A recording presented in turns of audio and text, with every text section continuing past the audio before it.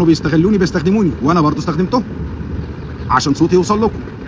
هم عايزين صوت، عايزين يضربوا في السيسي، فلاقوني ماده كويسه ان انا اضرب في السيسي، وانا استغلتهم كوسيله اعلاميه تقدر توصل صوتي ليكم بجانب الفيديوهات اللي انا بعملها على السوشيال ميديا. السلام عليكم ورحمة الله وبركاته. عاملين ايه؟ يا رب تكونوا بخير. انت تاني يا محمد يا علي؟ عاوزة اقولك يا محمد يا علي، انت بني ادم عرة، والله يعني العرة كمان احسن منك. والله الواحد نفسه يعرف انتوا عاوزين من مصر ايه. طالع تشتم في تميم وقناة الجزيرة. قناة الجزيرة دي انتوا اللي بتطلعوا منها بتشتموا على مصر وبتشتموا على الرئيس عبد الفتاح السيسي، وانت كمان بتعترف بنفسك ان تميم كان بيستغلك علشان يضرب بيك الرئيس عبد الفتاح السيسي. عاوزة اقولك يا محمد يا علي، انت عرة الرجالة، وبقيت شبه النسوان، وبقيت يعني بجد الانوثة عالية عندك قوي. انت وعلي حسين المهدي واحمد سبايدر كلكم كده ناس يعني من الاخر خونة، اعداء البلد. انتوا اللي دمرتوا البلاد، والله ما حد دمر البلاد الا انتوا. كل شوية تطلع وتشتم في الرئيس عبد الفتاح السيسي، وتشتم في الجيش والشرطة، يعني ومش مخلي حاجة لما بتشتم فيه، حتى الشعب عمال تشتم فيه، وبتشتم في الشباب في مصر. انت عاوز ايه؟ وبعدين انت كل شوية تقول الشباب مخصيين، والله ما حد مخصي غيرك، يعني انت بجد يعني شوية نسوان كده يعني في صورة رجال. والله انتوا خسارة على مصر، بجد خسارة على مصر. يا اخي خلي عندك دم، يعني انت كل يوم طالع وعامل حاجات ويعني بتشحن الناس وما فيش حد بيعبرك. انزل كده في التعليقات وشوف الناس بتعلقلك بتقولك ايه. شوف علي حسين المهدي الناس بتشتم فيه قد ايه، شوف احمد سبادر الناس بتشتم فيه قد ايه. هو انتوا ايه؟ هو انتوا مجاري وطفحت علينا؟ انتوا ايه اصلا؟ كفايه العبيط اللي بيطلع هنا كل شويه، احمد سبايدر اللي طلع يقول انا الممهد للمهدي المنتظر. طيب ممهد ازاي يا احمد؟ يعني المهدي المنتظر اختارك انت من جميع الشباب دي كلها والشيوخ دي كلها، انت بقى طلعت صالح؟ يعني انت الوحيد كنت مستخبي ومحدش كان يعرفك؟ ده انت يا احمد مش عارف تقرا آية قرآنية على بعض. طب اقنعني كده، هتبقى الممهد ازاي؟ لا، وكمان ملقب نفسك قائد النور واتباع قائد النور ونوريين والمريدين احمد سبايدر. يعني انتوا بجد عاملين كده موال لوحدكم، دين لوحدكم، يعني انتوا مش عارفه قوم ايه صراحه لوحدكم كده. عارفين يا جماعة الناس دي بتعمل مسيح الدماغ لشبابنا، يعني الناس دي متسلطة ان هم يعملوا لشبابنا يعني مسح دماغ كده، علشان ايه؟ يسيطروا على الشباب بتاعنا ويعملوا لهم كده دين جديد. فياريت كل واحد يخلي باله كده من ولاده ويعلمهم كده ما يسمعوش كلام الناس دي اصلا، لان الناس دي اصلا شياطين. ولا كمان المحروق على عينه اللي اسمه علي حسين المهدي، مالك يا واد يا علي؟ مالك كل شوية تطلع تصوت زي نسوان على الصفحة؟ صوتك يعلى مرة يوطى مرة، هو في ايه؟ هو انتوا محروقين من حاجة؟ في حاجة حرقاكوا؟ يعني الجيش حرقكوا في حاجة؟ الرئيس عبد الفتاح السيسي حرقكوا في حاجة؟ الشرطة حرقاكوا في حاجة؟ طب ما تنزلوا كده تورونا يعني رجولتكوا كده.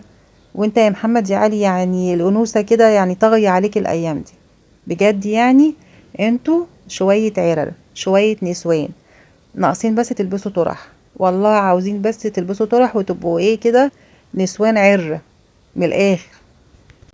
تعالوا يا جماعة نسمع محمد علي بيقول ايه. طبعا هو نفسه الدولة المصرية يعني تنتهي خالص، ونفسه يشوف الرئيس عبد الفتاح السيسي الشعب قالب عليه والجيش قالب عليه، بس مش هيحصل يا محمد يا علي. والشعب مش هيخليك تنول اللي في بالك واللي في دماغك، وكبر دماغك من المصريين. وعاوزة اقولك كمان ان الشرطة والجيش والرئيس عبد الفتاح السيسي واقول لك ايه تاني، كلنا كده ايد واحدة، كلنا كده ماسكين في بعض. فريح دماغك مننا ومن الشعب المصري، وربنا يكفينا شر القتال، يعني ربنا كده يبعدكم عننا، عشان انتوا اللي خربتوا البلاد وخربتوا الدنيا، وربنا ينتقم منكم، وحسبي الله ونعم الوكيل فيكم.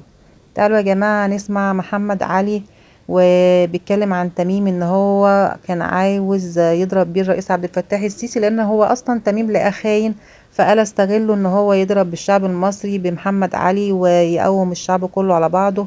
وياريت بقى تفهموا يا ناس ان دي خطط وحاجات مرسومة ليهم، والشباب ديت هي عايزة تدمر مصر وشباب مصر. محمد علي علي حسين المهدي، احمد سبايدر وغيره وغيره، بلاعة وطفحت علينا. مساء الفل على خلينا على قلبي. الفيديو ده لتميم. تميم منزل خبر. ما الجزيره ديت لازم يعني ايه، عايزين نقول جمله. الجزيره ديت قناه، القناه دي شغاله فين؟ في قطر. قطر دي مين اللي بيحكمها؟ تميم. يبقى الجزيره عمرها ما هتعمل حاجه الا بتعليمات من تمتم ابن موسى. لازم، ما ينفعش. هتقولي بقى كانت بتطلعك في الاول يا محمد يا علي ومولعين بيك الدنيا. ولكن في الاول وفي الاخر لازم نعلم علم اليقين انه عمر تميم ما هيحب مصر ولا هيحب شعب مصر اكتر من الشعب القطري، والا تبقى المعادله اختلت او الموازنه اختلت. فتميم منزل خبر حلو عجبني قوي عشان نركز في قناه الخنسيره اللي هي الجزيره. انا بعلق عليها وبكتب عليها كومنتات، ولو هم رجاله يشيلوا كومنتاتي زي السيسي ما بيعمل كده عشان نقول عليهم ان هم قناه مش فير، وهي اصلا قناه مش فير. هي بصوا ده حقها، يعني ده حقهم.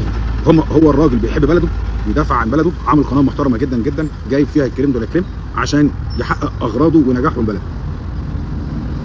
الناس بس بتطمني، شيل بتطمني من الصوت. شكرا يا شريف.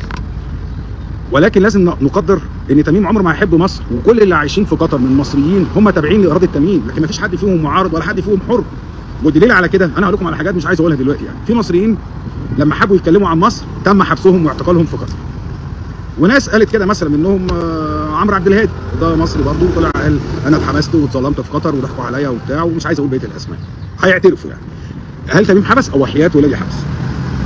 وحبسوا مصريين عشان المصالح مع السيسي، عشان طبقا للسياسه قال لك ما حدش يتكلم. كل مصري حاليا قاعد في قطر هو معرض برخصه. ليه؟ لان هو قاعد تبع اداره تميم. مثلا على اللي بيحصل في السودان، لكن ما جيبش سيره مصر عشان احنا لينا شغل مع مصر. ده تميم العره ابن موسى. لكن الطبيعي في اوروبا اللي انا شايفه دلوقتي ده لا يتكلم على تميم، يتكلم على السيسي، يعني قول اللي انت عايزه. فطالع بيقول لك ايه، الجزيره الخنزيره. يلا، ما عندناش احنا قناه محترمه كده، عندنا حاجه بلدي، يعني حاجه بيئه، حاجه خرا. ايه بقى؟ بصوا الخبر. بصوا الجزيره منزله لكم ايه العره. كلب شارع يعتاد انتظاره اشاره المرور لعبوره الطريق في اسكندريه فاستخف قومه فقطعوه. كلب ايه الكلب اللي هيعدي شارع؟ يعني الجزيره لما تنزل خبر وتقول لك اصل في كلب عدى ايه كلب عدى الشارع؟ ما تمين بيعدي الشارع، يعني هو كلب؟ ماشي خلاص. ايه طيب، واللي قاعد في اوروبا، اصل اوروبا معروف قراراتها بتقول لك ايه، عندك حريه راي، اتكلم براحتك. انا ما حدش اسباني جه قال لي تقول كده على السيسي او ما تقولش كده على السيسي. اتكلم في ده يا محمد يا علي، مثلا قول قضيه فلسطين يهتم بيها، مفيش مشاكل، عشان هي مش مثلا عايزين يعملوا جوز وبرويه على فلسطين. اتكلم. يعني مش فاهم ايه المعجزه ان في كلب بيعدي الشارع؟ ما انا في اسبانيا اهو، الكلاب ده الكلاب احسن من البني ادمين. ايه بقى المعضله؟ اطول مائده رحمن ودليل عن ان الشعب بيحب بعضيه. بيشتغلكم قناه الخنزيره بتشتغلكم. اطول مائده رحمن ايه؟ ده الشعب ما توحدش على نهر النيل ولا نزل كده عشان نهر النيل اللي هيتاخد منه وهيموتوا من الجفاف يموتوا من الغرق. الشعب اللي قبل ان النيل يتاخد منه ويطلع جنرال اثيوبي. انا عايز اقول على حاجه كده. لو انا قاعد انا ومراتي وعيالي والله العظيم ما اكون راجل، ويقعد قدامي واحد يقول لي محمد يا علي لو فكرت تتكلم عن النيل والله العظيم لا افتح المحبس اغرقك انت وعيالك، والله ما اكون راجل الا لما انط في رقبه دين امه. لكن هو شايف ان الشعب جميل بيدور على مائده الرحمن، بيدور على الكلب فبيصدر لكم الهبله.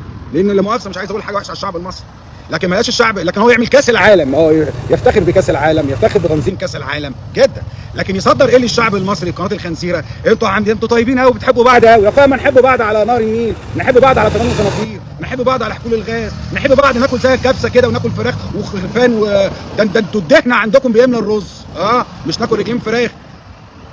القطري قاعد برنس، المصري القطري ده بياكل احلى اكل، لكن المصري لا، فاحلى مائده. كفايه رخصه يا مصريين وركزوا. تميم بيشتغلكم، محمد بن سلمان بيشتغلكم، محمد بن زايد بيشتغلكم، مش عايز اقول الباقي بقى. والناس القويه زي بقى الامريكا واللي بيدوروا على القوه يحكموكم. دول اللي بيحكموا السعوديه وبيحكموا قطر، يعني الغرب هم بيحكموا السعوديه وبيحكموا قطر وبيحكموا البحرين. الخلايجه كلاب وخدامين عند الغرب، واحنا لا مؤاخذه خدامين عند الخلايجه. فانتوا متخيلين احنا في درجه ايه؟ الثالثه يعني. كل مصري قاعد في قطر انت لا تحترم، انت كلب. مين؟ تميم يا كلاب تميم. وتميم حقه يعمل طبعا، هو